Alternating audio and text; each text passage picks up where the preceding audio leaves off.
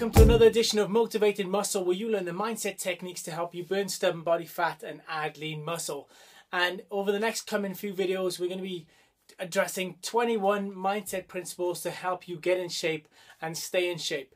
So what we're going to do is we're going to break these into individual videos containing 3 principles that you can use and apply right away in your training, in your diet, to help you get in shape. And I'm going to split them up over about 7 videos, so it works out to you have 21 mindset principles, and you can watch them back to back or individually if you like. So without further ado, I've got my journal here, so let's get going.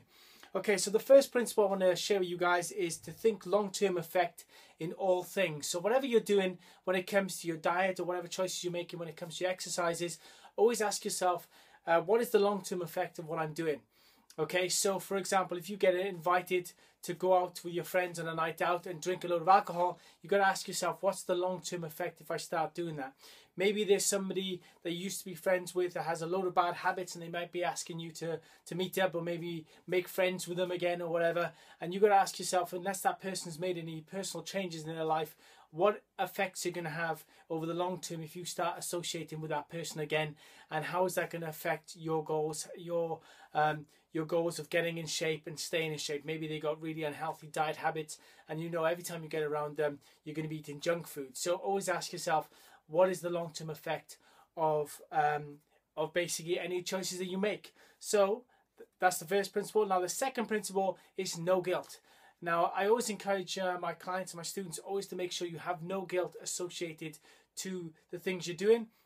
And the reason I say that is, yes, you want to be aware, yes, you want to be conscious if you're doing something that is not good for you, but you don't want to have the negative emotion of guilt that's associated with that, because very often that begins a downward spiral. And let me explain what I mean. Have you ever set yourself a goal of getting in shape, gone on a diet, and then within a few days you've messed up on the diet, you've maybe just pigged out on some junk food or whatever, and then next thing you know, you feel guilty, and you're like, oh, I'm no good, I'm a rubbish human being, and whatever else that comes with it. And before you know it, you've got all this negative emotion building up, and you want to get rid of that feeling. What's the first thing you're going to do? You're going to start eating junk food and whatever else to overcompensate for that feeling with a temporary spike of pleasurable emotion, and that's actually going to take you even further down that spiral. So no guilt, just acceptance. Accept the fact that you made a mistake, and then move on and get back on course. Okay. The next thing is avoid the all or nothing mentality, which is a perfectionistic mindset that we have.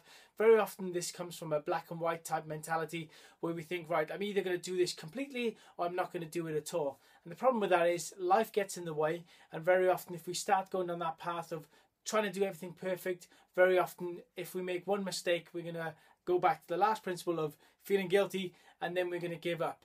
Okay, so instead commit to progress, not perfection. Okay, commit to progress, not perfection, and make sure you avoid the all or nothing mindset, and you will be on your path to getting in shape and staying in shape. Hope you enjoyed this video. Give it a thumbs up and like the channel, subscribe to this channel, and I will see you guys very soon. Take care.